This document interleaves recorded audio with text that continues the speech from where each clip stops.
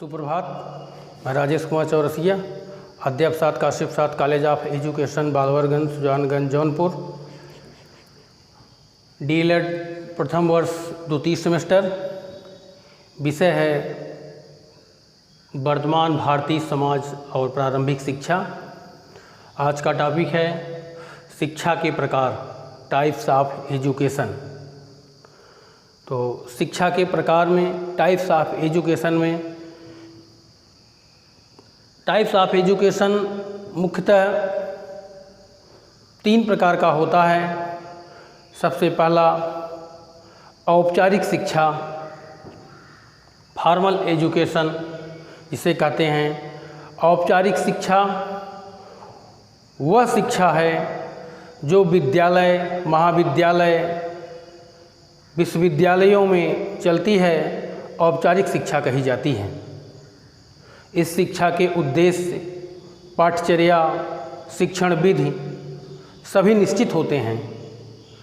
यह योजनाबद्ध होती है और इसकी बड़ी योजना सुनिश्चित होती है। इसमें शिक्षार्थी और विद्यालय, महाविद्यालय और विश्वविद्यालय में समय सारणी के अनुसार कक्षाएं चलती हैं और यह परीक्षा प्रणाली कही जाती है। इसमें परीक्षा संपन्न होती है और प्रमाण पत्र प्रदान किया जाता है, ऐसी व्यवस्था है। औपचारिक शिक्षा की सबसे बड़ी विशेषता है यह व्यक्ति और समाज की आवश्यकताओं की पूर्ति करती है। इसके द्वारा समाज उन्नति करता है। शिक्षक, वकील, डॉक्टर, इंजीनियर, वैज्ञानिक, तकनीशियन, ये सब औपचारिक शिक्षा के माध्यम से तैयार किए जाते हैं। औपचारिक शिक्षा के द्वारा व्यक्ति में ज्ञान और कौशल का विकास करती है। आचरण को उचित आधार प्रदान करती है। इसके द्वारा समाज की दार्शनिक, सामाजिक, आर्थिक और राजनीतिक मांगों की पूर्ति करती है। उसके लिए विशेषज्ञ तैयार करती है। औपचारिक शिक्षा के अभाव में इसका निर्माण संभव नहीं है। औपचारिक शिक्षा के द्वारा समाज का यथोचित विकास किया जाता है। इसके अभाव में समाज उन्नति नहीं कर सकता है। औपचारिक शिक्षा में आर्थिक व्यय अधिक करना पड़ता है। जो व्यक्ति औपचारिक शिक्षा ग्रहण करते हैं उन्हें अधिक धन और समय व्यय करना पड़ता है। औपचारिक शिक्षा में अपव्यय और अवरोधन होता है। यह परीक्षा प्रणाली होती है। इसमें निश्चित पाठ्यक्रम, निश्चित शिक्षक, निश्चित शिक्षार्थी और समय सारणी के अनुसार चलती है और समय पर परीक्षा होती है और परीक्षा में प्रमाण पत्र मिलता है और उस प्रमाण पत्र के आधार पर अगली कक्षा में प्रवेश मिलता है। इस शिक्षा की प्रमुख विशेषता है इसमें अपव्यय और अवरोधन होता है। अपव्यय का तात्पर्य है यदि कोई भी बालक एक कक्षा में फेल हो जाता है, दूसरी बार उसे पुनः पढ़ना पड़ता है, तो उस वर्ष उसे आर्थिक रूप से उसके गार्जियंस को आर्थिक संकट का सामना करना पड़ता है। और अपव्यय, ये अपव्यय हुआ। अवरोधन, अगर वो फेल ना हुआ होता तो अगली कक्षा में प्रवेश ले लेता, उसका टाइम जो है बच जाता। इसलिए अपव्यय और अवरोधन दोनों औपचारिक शिक्षा में ये पाए जाते हैं। एक प्रकार से ये दोषी हैं कह लीजिए।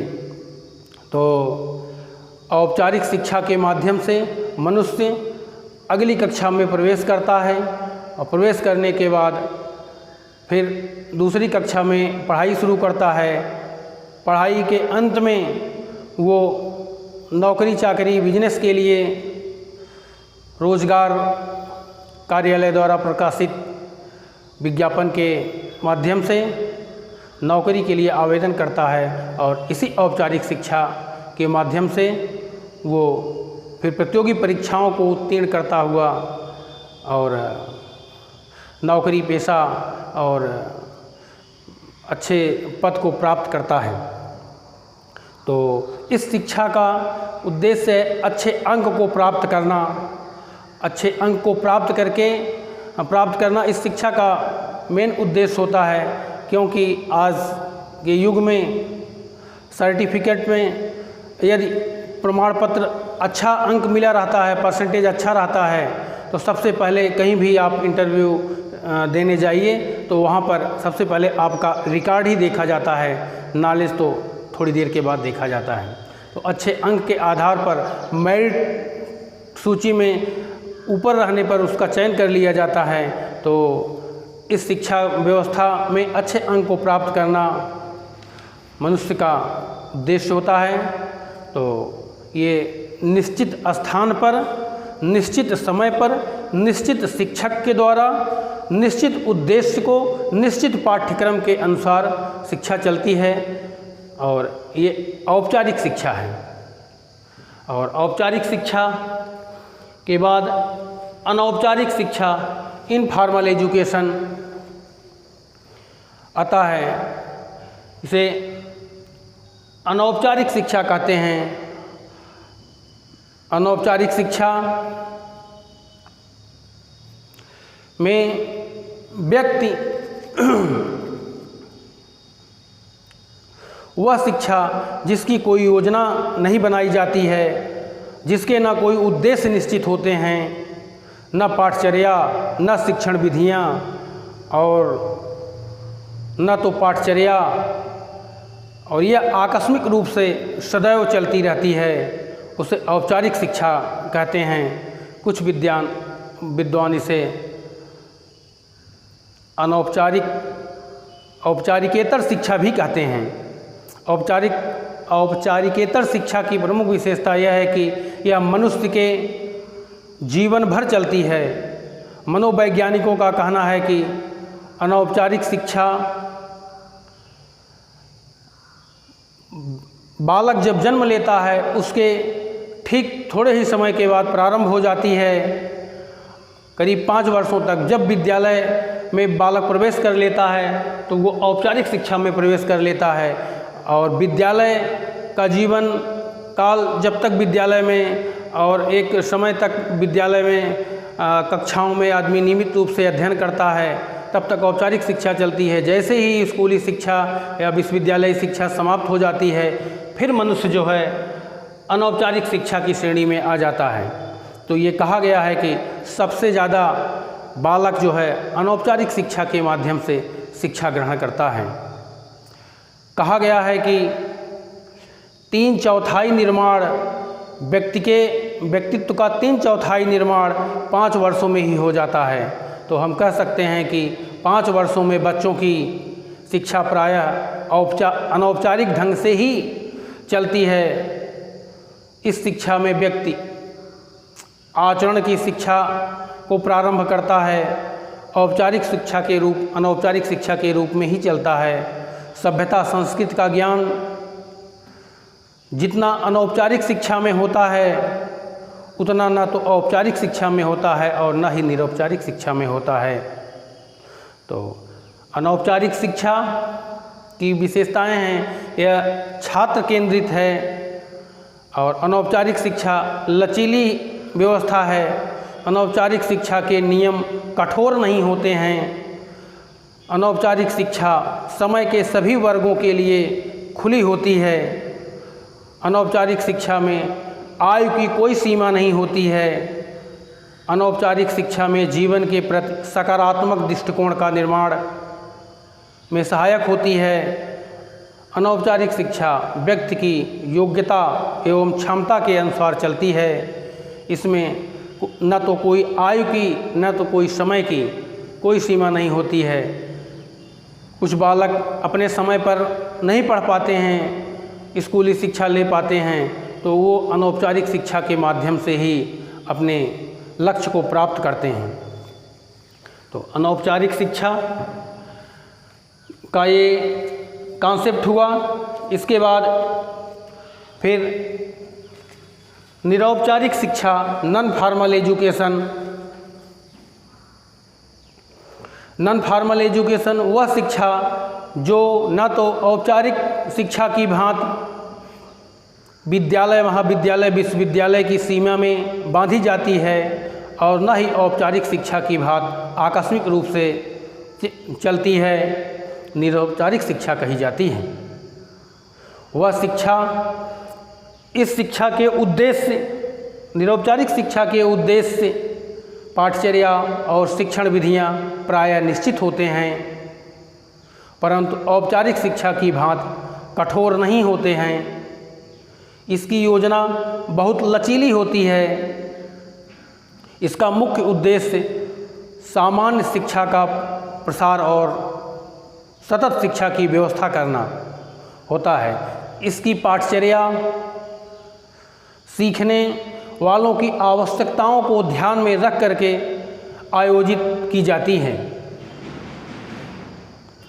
विद्यालय ये सुविधाजनक स्थानों पर, विद्यालय भवनों में भी और मंदिर, मस्जिद, गिरजाघर, गुरुद्वारा, धर्मशाला एवं अन्य सार्वजनिक स्थानों पर, खेत खलिहानों, मिल फैक्ट्रियों के प्रांगणों में दी जाती है।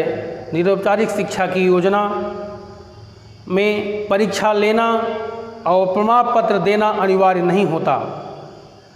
कुछ योजनाओं में परीक्षा ली भी जाती है और प्रमाण पत्र दिए जाते हैं। कुछ योजनाओं में निरीक्षण के आधार पर प्रमाण पत्र दे दिए जाते हैं, यानी उनको ऑब्जर्वेशन कर लिया जाए, देख लिया जाए तो उसे आगे बढ़ा दिया जाता है। और कुछ योजनाओं में ऐसा कुछ भी नहीं है। तो हमारे देश में प्राथमिक शिक्षा की व्यवस्था हेतु औपचारिक शिक्षा के समानांतर चलाई जाने वाली शिक्षा को ही निरौपचारिक शिक्षा कहा जाता है। और कुछ जगहों पे इसे, या कुछ लोग इसे भिन्न भिन्न नामों से भी जानते हैं। खुली शिक्षा और प्रौढ़ शिक्षा आदि नाम से भी पुकारा जाता है।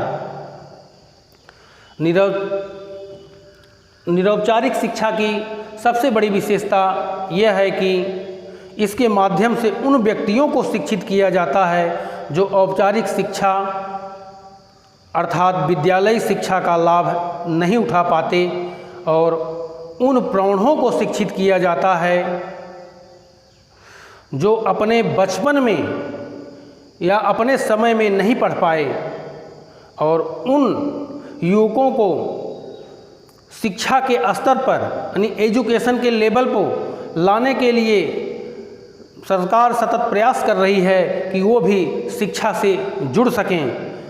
ऐसे युवकों को तत्कालीन उपेक्षाओं की दृष्टि से न देख करके उनको एक सकारात्मक दृष्टि से देखा जाए, उनको भी समाज में मान सम्मान मिल सके और वो भी एक शिक्षित पुरुष कहलाएं। इसके लिए सरकार जो है अपनी दूरस्थ शिक्षा और के माध्यम से शिक्षित कर रही है व्यक्तियों को। तो इस प्रकार शिक्षा सामाजिक राजनीतिक आवश्यकताओं की पूर्ति करती है। भारत जैसे विशाल और सीमित संसाधन वाले देश के लिए बहुत ही लाभदायक है।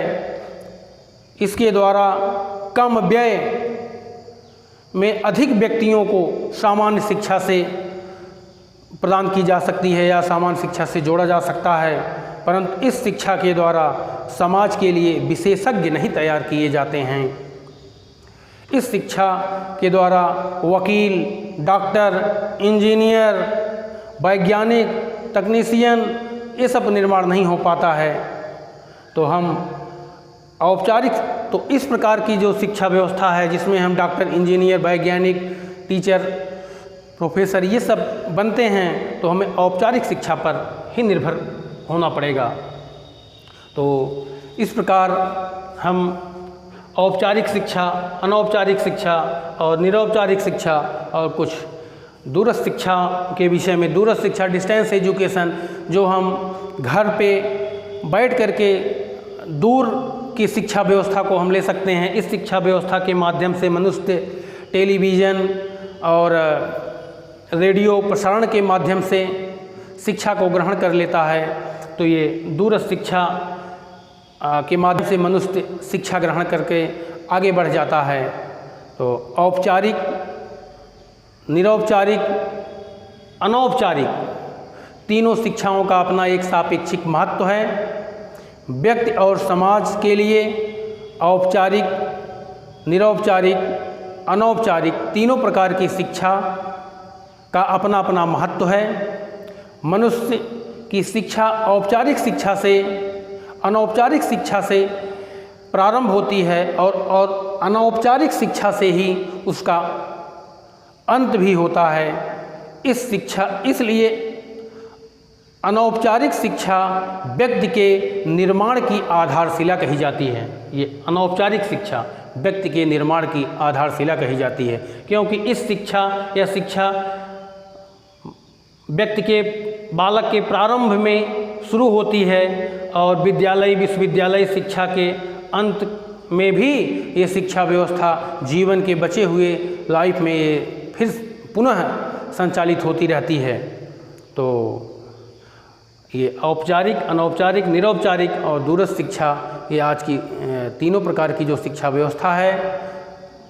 और दूरस्थ शिक्षा व्यवस्था आज का टॉपिक यहीं तक। धन्यवाद।